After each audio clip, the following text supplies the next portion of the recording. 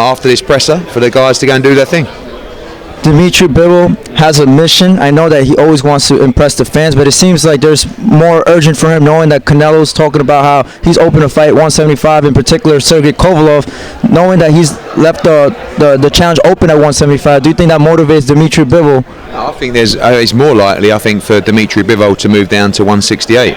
I'll never see Canelo going to 175. I think sometimes people ask questions like, would you be willing to go to 175? And he goes, listen, I always like a challenge. And then all of a sudden, wow, Canelo's going to move up to 175. I can't see that happening at all.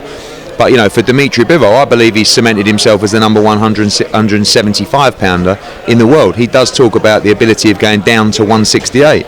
But he's got to beat Joe Smith. It's going to be difficult, you know, because Joe Smith is an excellent fighter, and, you know, he's here, he's in great shape, and this is a big opportunity for him. In regards to Canelo, Oscar De La Hoya is mentioning how if Floyd's going to come back to boxing, he should fight Canelo. He's saying that the fight is worth $1.5 billion, if I'm not mistaken. Do you think that's a accurate number for that fight, knowing that with the platform of DAZN? Yeah, I don't know. I mean, look, I know it's a massive fight. And any fight Floyd's involved with is a big fight. You know, will Floyd come back to fight Canelo? I'd like to see it. You know, it's one of the few fights I'd actually like to see Floyd in now, because obviously they've fought already. Floyd won that convincingly. I do think Canelo's improved a hell of a lot. Obviously Floyd would have declined since then as well. But, you know, I think that he's in a great position, Floyd, to call the shots that he wants. Does he want to fight a young buck like Canelo? Maybe not. Might fancy going for the Pacquiao fight instead. One of Floyd's cash cows is one Gervonta Davis. Right now he's in a little bit of trouble in terms of, I'm not going to speak about what he did or not, but in terms of his situation, is that more of an internal aspect, or is it more of the people he's surrounded with in terms of like the promotions, his manager, advisor, and what advice would you give one Gervonta Davis to stay out of trouble? At the end of the day, that's personal stuff for him. So I don't really know a lot about. I think he's been arrested or it's what TMZ. Yeah. So, you know, sometimes you have to understand these fighters, they're not normal people. You know, you can't be a normal person to be a fighter. Gervonta's come up a certain way, and he'll probably always have that in him. But, you know, I like to focus on the boxing. I think Gervonta Davis is one of the best talents in the world of boxing, and I hope to see him back in the ring very soon. In regards, certainly against Tevin Farmer, who fights next week in Philly. So, you know, I think that's a collision course fight, but obviously we got one very dedicated fighter and the other one that seems to get in a bit of trouble. I feel guilty when you talk about Tevin Farmer, because I was actually the mastermind of putting that Photoshop with him and one Joseph Diaz on Twitter, and I feel like I got backlash for that. But is that a fight that would suit in your benefit to say, oh, you know what, Joseph Diaz, Jojo from Golden Boy? Yeah, I think so. I mean, you know, we looked at that fight as well for Scott Quigg. I think really Farmer, you know, this is going to be Farmer's third defence of his world title, so he wants to unify, and we'll be looking to do that in 2019. Is that a particular name? Miguel Brachano, Gervonta Davis, maybe? Chelsea is a great fight. Tevin Farmer's the fight. You know, that's a big fight. But obviously, the politics in boxing, hopefully we can make sure that those fights get made. As you yourself, as a promoter, I'm assuming you go through stress and good times. And one of the things I appreciated, one of your interviews I checked out, was that Dillian Whyte was saying that he went to Manny Pacquiao, Adrian Broner's event. He was searching for open market. He wants to be a big name in America. There's a lot of speculations of him going with ESPN and Top Rank. And you did mention that if he does, let's say for example, go on the other side of the pond, that you will respect it and you wish him the best. And a lot of promoters, on the other hand, will have that pride. Hey, look, you've got to look after yourself. I feel like we've done an amazing job for Dillian Whyte. He's had, we've taken him from the small hall shows to #1 in the world, multiple pay-per-view fights. He's earned millions and millions of dollars with us. But he's a free agent, and if he wants to leave us and go elsewhere, that's boxing, you know, and he's got to do what he feels is right for his career.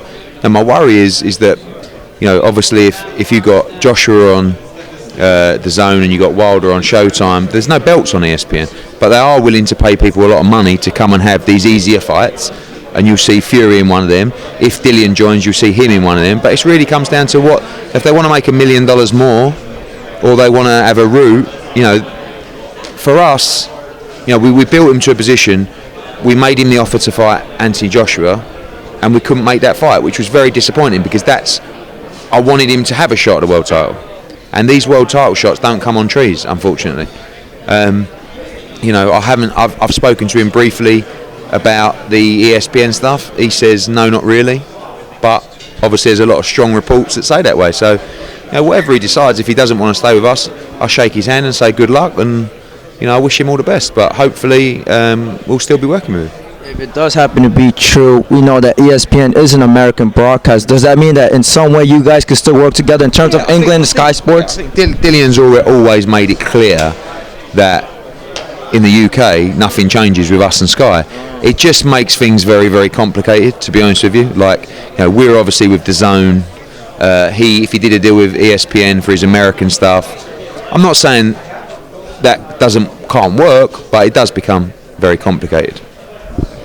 In terms of another heavyweight, Vladimir Klitschko, $40 million deal. I know you can't talk numbers, but how accurate is that? Give me a percentage on how true is that with Klitschko coming into the zone. I'm not going to talk too much about Klitschko. I mean, you know, I think he still obviously has a massive value in boxing in general, and I think he has a lot going on in his life. I don't think that the focus for Klitschko is boxing, but he does have some amazing projects that he's involved with, and I respect that man very much. So I'm not really going to talk about his business. So we'll see. Jesse Vargas at 154. I was actually surprised with that 154. They were saying Jaime Munguia. That's the fight. I mean, I think Munguia is a great fight with Jesse Vargas. I mean, I think it's likely that you'll see him fight Humberto Sota at catchweight in the next fight in LA, which would be a great fight. He's coming off a good win against Brandon Rios, maybe at 151, 152 pounds, and then move up. I like the Liam Smith fight. I like the Kell Brook fight. So, you know, all those fights are available to him, but he has got his eye on Jamie Munguia for sure, and that could be a really big fight. Talking about Kell Brook, where does that leave him? Is he going to have his own show in the US, or he's going to stay in the UK? Yeah, Kell Brook's going to fight probably in the US, either that or in May in the UK. He's kind of waiting on the Amir Khan fight, you know, against Crawford, because if Khan does well in that fight, and if he wins that fight, Brook fight is still a huge fight, but he's going to be out in May or early June, and we'll announce that probably next week. His own show, if it's in the US? Depends on the type of fight he's in. Yeah. Thank you for your time, Eddie. It's always good to see you, and good luck with everything. We'll see you Saturday. Thank you.